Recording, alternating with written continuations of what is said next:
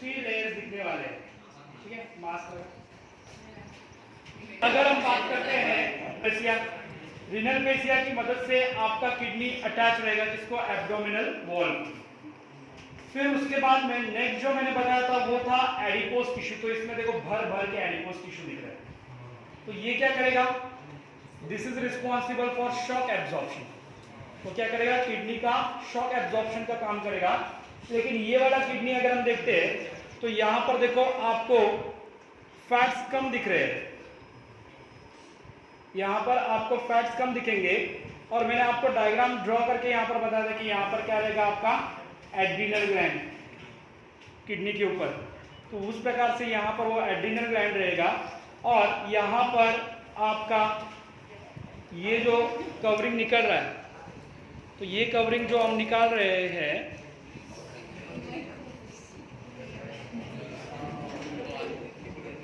ये है। और फैटी टिश्यू के बाद में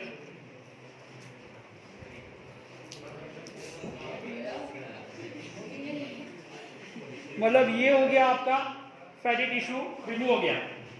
अब ये जो किडनी है यहां पर आपको ये व्हाइट कलर का लेयर दिखेगा। इसे जब हम निकालेंगे, ये देखो ये जो रिमूव हो रहा है प्रॉपरली, तो उसे हमने नाम दिया था रीनल कैप्सूल। रीनल कैप्सूल और भी मैं आपको अच्छे से बताऊंगा, फिलहाल इतना याद रखो कि जो इसके साथ अटैच है देखो ये, तो वो क्या है इसका रीनल कैप्सूल। क्या है, रीनल कैप्सूल। और ये रीनल कैप्सूल का क्या फंक्शन बताया था, इन्फेक्शन से प्रोटेक्ट करने वाला है। तो इस प्रकार से यहाँ पर ये किडनी रहेगा। अब मैंने आउटर सरफेस कैसे नजर आ रहा है आपको, कॉन्वेक्स। और ये हो गया इसका इनर सरफेस। इनर सरफेस कैसा नजर आ रहा है, कॉनकेव।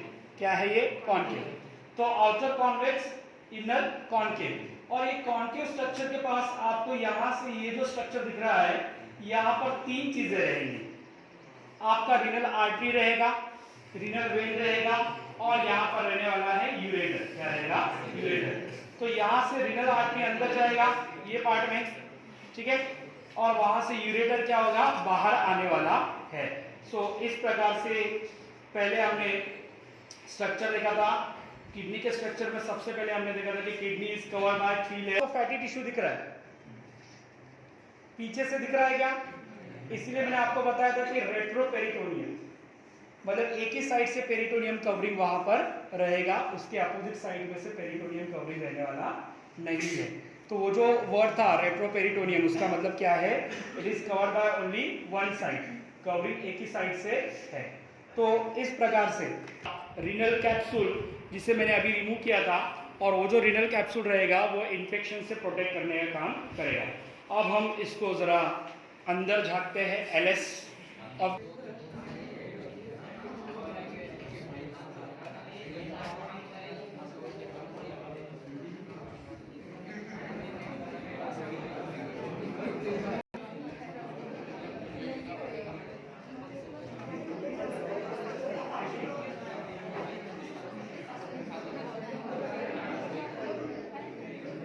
तो अंदर से अगर हम देखते हैं तो एलएस में ये जो पार्ट है इसे हमने नाम दिया था कॉर्टेक्स।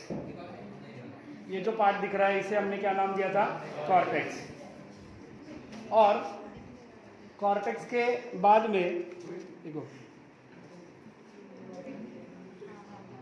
और अच्छे से इसको देखोगे तो ये जो आउटर पार्ट दिख रहा है आपको, इसे हम क्या कहने वाले हैं, कॉर्टेक्स। क्या कहने वाले हैं, कॉर्टेक्स। और देखो ये कॉर्टेक्स है, ये पूरा क्या है, कॉर्टेक्स। और अंदर का जो पार्ट है उसे हम कहेंगे मेडुला। और मेडुला के अंदर you will be able to see this is pyramid. ये जो स्ट्रक्चर दिख रहा है इसे हम कहेंगे रीनल पिरामिड। क्या कहेंगे, रीनल पिरामिड। रीनल पिरामिड का जो पॉइंट है उसे मैंने नाम दिया था रीनल पैपिला। तो ये रहेगा आपका रीनल पैपिला। और रीनल पैपिला यहाँ पर एक छोटे कैविटी में ओपन हो रहा है, उसे हम कहेंगे माइनर कैलिक्स। क्या कहेंगे, माइनर कैलिक्स। उसके से यहाँ पर जो बड़ा पार्ट बन रहा है उसे हम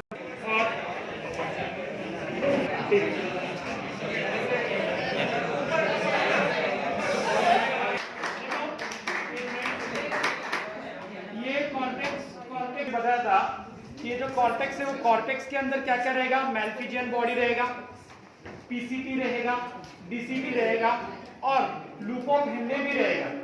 लेकिन लूप ऑफ हेनले किसका रहेगा, लूप ऑफ हेनले नेफ्रॉन है उसका लूप ऑफ हेनले रहेगा। लेकिन ये जो पार्ट है ये मैंने अभी भी देखो डायग्राम में स्ट्राइशंस इसमें ऐसे लाइनिंग दिखती है, तो वो लाइनिंग क्या है आपके कलेक्टिंग डक्ट। इस प्रकार से आपका जो किडनी है वो बना हुआ होता है।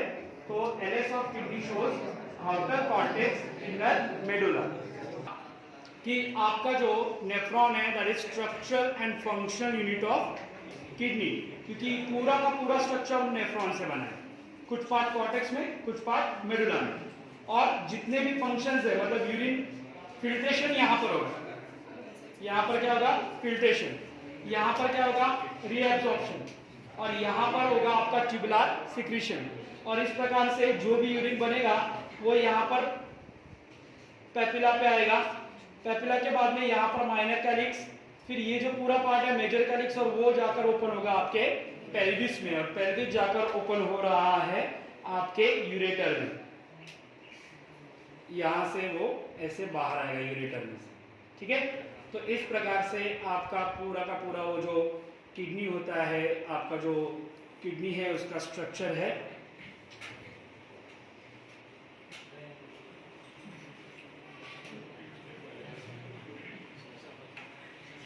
ठीक है, तो इस प्रकार से पहले लेयर्स रहेंगे, थ्री लेयर्स, उसको जब हम रिमूव करते हैं तो आपको अंदर दिखने वाला है।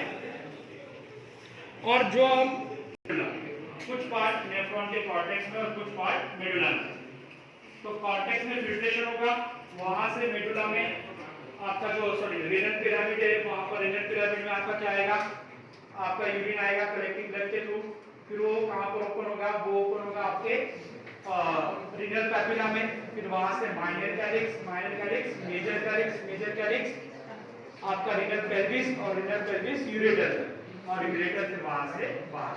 तो इस प्रकार से आपका किडनी बना हुआ होता है।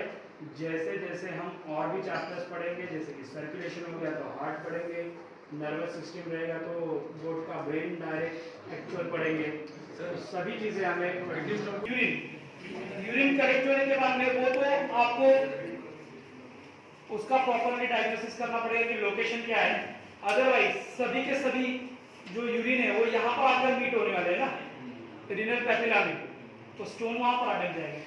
अगर वहां से छूट गया तो माइनर कैलिक्स से छूट गया तो फिर मेजर कैलिक्स, मेनली पेपिला और माइनर कैलिक्स के बीच में जो डॉट है वहां पर रह सकता है, या फिर मेजर कैलिक्स में, या फिर कभी कभी किडनी के स्टोन यूरेटर में भी आकर अटक सकते हैं। तो अकॉर्डिंग टू साइज वो वहां से क्या होंगे, क्योंकि अगर बड़ा साइज है तो वो यहीं पर अटक जाएगा, लेकिन छोटे तो धीरे धीरे वो आपके पेल्विस में आकर अटकेंगे। अगर वहां से भी निकल गए तो धीरे धीरे वो यूरेटर में आकर जमा होते जाएंगे, तो उसका पोजीशन बदल सकता है, आप कंफर्म नहीं बता सकते हो कि यहीं पर होगा। लेकिन वो जब आप डायग्नोसिस करोगे, उसका टेस्टिंग करोगे, तो फिर उसमें आपको इमेज में प्रॉपरली पता चलेगा कि उसका पोजीशन क्या है। इसको मैं 5 मिनट यहीं पर रख देता हूँ। आप जाते टाइम अगर आपको पिक्स निकालने हैं तो आप यहाँ पर निकाल सकते हैं।